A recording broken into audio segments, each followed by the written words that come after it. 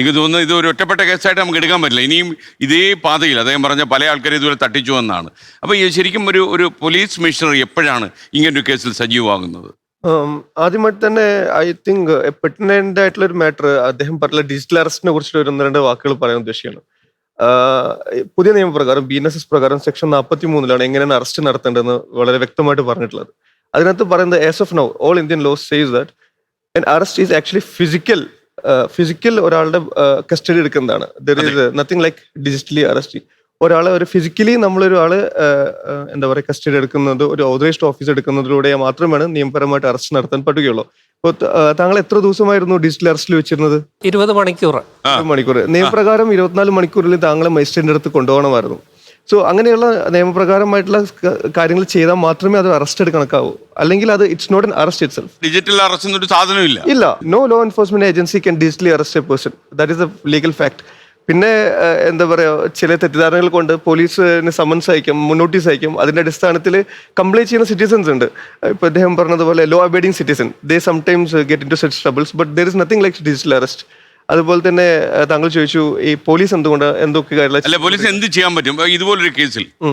So generally ഇങ്ങനത്തെ കേസസിനകത്ത് police പ്രൊയാക്റ്റീവായിട്ടാണ് ഇപ്പോൾ approach ചെയ്തുകൊണ്ടിരിക്കുന്നത്. ഫോർ എക്സാമ്പിൾ ഇപ്പോൾ പോലീസിന്റെ ഭാഗത്ത് നിന്ന് ഓപ്പറേഷൻ സൈഹണ്ട് എന്ന് പറഞ്ഞിട്ടുള്ള പ്രോഗ്രാം ഉണ്ടായിരുന്നു. അതിനകത്ത് ഓൾറെഡി ചീറ്റിംഗ് നടത്തിയിട്ടുള്ള ബാങ്ക് അക്കൗണ്ട്സിനെ ക്ലാസിഫൈ ചെയ്തിട്ട് ഏറ്റവും കൂടുതൽ ഫോർ എക്സാമ്പിൾ ഒരു ബാങ്ക് അക്കൗണ്ട് യൂസ് ചെയ്തിട്ട് 4 NCRP പോർട്ടലിൽ കംപ്ലയിൻറ്റ്സ് വന്നിട്ടുണ്ടെങ്കിൽ അതിനെ ഞങ്ങൾ പ്രൊയാക്റ്റീവായിട്ട് അവിടെ റെയ്ഡ് ചെയ്യുകയും ആ ബാങ്ക് അക്കൗണ്ട് ഓണറെ കാണുകയും ബാങ്ക് അക്കൗണ്ട് ഫ്രീസ് ചെയ്യാനുള്ള നടപടികൾ സ്വീകരിച്ചിരുന്നു.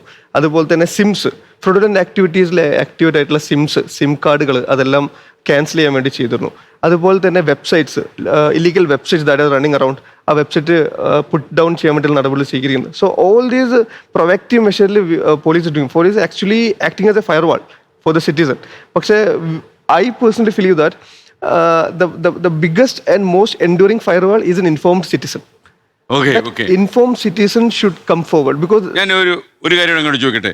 കള്ള വ്യാജ വിശദാംശങ്ങൾ നൽകി അക്കൗണ്ട് എടുക്കുന്നതുകൊണ്ടാണല്ലോ ആളിനെ പിടിക്കാൻ പറ്റാതെ. അല്ലെ, അതിലേക്ക് പോലീസ് അന്വേഷണം പോയി കഴിഞ്ഞാൽ തീർച്ചയായിട്ടും ഈ വ്യാജ അക്കൗണ്ട് എടുത്ത ആളിനെ പിടിക്കാൻ പറ്റുന്ന കാര്യമല്ലേ ഉള്ളൂ. ഇൻഫാക്ട് ഒരു ഇൻട്രസ്റ്റിംഗ് ഫാക്ട് എന്ന് പറയുന്നത് Kerala is actually coming as an major hub of mule accounts. നമ്മുടെ കുട്ടികൾ 19, 20, 21 വയസ്സുള്ള കുട്ടികൾ അവരുടെ അക്കൗണ്ട് വാങ്ങിച്ച് വിൽക്കുന്ന ഒരു അവസ്ഥയുണ്ട്. ഉണ്ട്. ഒരുപാട് കുട്ടികൾ അങ്ങനെ പ്രശ്നത്തിൽ പെടുന്ന കുട്ടികളുണ്ട്. അവർ 2000-3000 രൂപയ്ക്ക് അവരുടെ അക്കൗണ്ടുകൾ വിൽക്കും. This account has used as money laundering activities. നമ്മൾ ഫിനാൻഷ്യൽ ട്രയൽ ചെയ്യുമ്പോൾ ഈ അക്കൗണ്ടിലായിരിക്കും പൈസ ഉണ്ടായിരിക്കുക. There was a case in Kozhikode. 2.5 കോടി 3 കോടി രൂപ അക്കൗണ്ട് വന്നത്. ആ കൊച്ച് 1500 രൂപയ്ക്കാണ് അക്കൗണ്ട് വിറ്റത്. 2.5 കോടി രൂപയാണ് അക്കൗണ്ടിൽ വന്നത്. Then legal course has to take on its own route. So പിന്നെ ആ കുട്ടി ബുദ്ധിമുട്ടിലോട്ടേക്ക് വന്നു. സോ അങ്ങനെ പെട്ടുപോകുന്ന ഒരുപാട് കുട്ടികളുണ്ട്. അങ്ങനെയൊക്കെ പറയാൻ വന്ന കുട്ടികൾ എന്റർടൈൻ ചെയ്യാൻ പാടില്ല, വീട്ടിലുള്ളവരോട് പറയണം. എക്സാക്ട്ലി. ഇങ്ങനെയുള്ള കാര്യങ്ങൾ ചിലപ്പോൾ പുറത്ത് പോകാൻ ഫുഡ് കഴിക്കാനോ അല്ലെങ്കിൽ എന്തെങ്കിലും എന്റർടൈൻമെന്റിന് വേണ്ടിയായിരിക്കും കുട്ടികൾ ഇതെല്ലാം ചെയ്യുന്നത്. പക്ഷെ അതിനുള്ളൊരു ഒരു പ്രോസസ്സിലോട്ട് വരുമ്പോൾ വിൽ ബി വെരി ടഫ്. അപ്പോൾ അവയർനെസ്, ലീഗൽ അവയർനെസ് ഇതൊക്കെ ആവശ്യമായിട്ടുള്ള ഒരു കാര്യമാണ്. അതുപോലെ ഒരു കാര്യം, bank account I was recent reading a newspaper. അതിൽ പല ഫോറിൻ കൺട്രീസിൽ there is something called credit system, point system.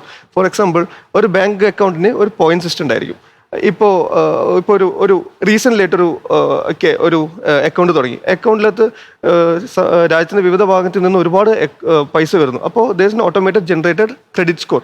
അപ്പോൾ നമ്മളൊരു അക്കൗണ്ടിലോട്ടേക്ക് ട്രാൻസ്ഫർ ചെയ്യുമ്പോൾ ക്രെഡിറ്റ് സ്കോർ വിൽ ബി 4.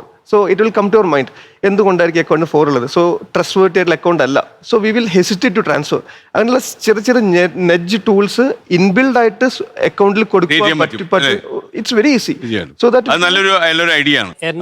എന്റെ കേസ് അന്വേഷിച്ച പോലീസുകാരൻ എന്നോട് പറഞ്ഞത് ഈ 600 അക്കൗണ്ട് എന്ന് പറയുന്നത് നോർത്ത് ഇന്ത്യയിൽ തന്നെ തീരെ പാവപ്പെട്ടവരുടെ 1000-1500 രൂപയും കൊടുത്ത് അക്കൗണ്ടുകൾ വാങ്ങിക്കുന്ന ഒരു സാധാരണ നടപടിയായി.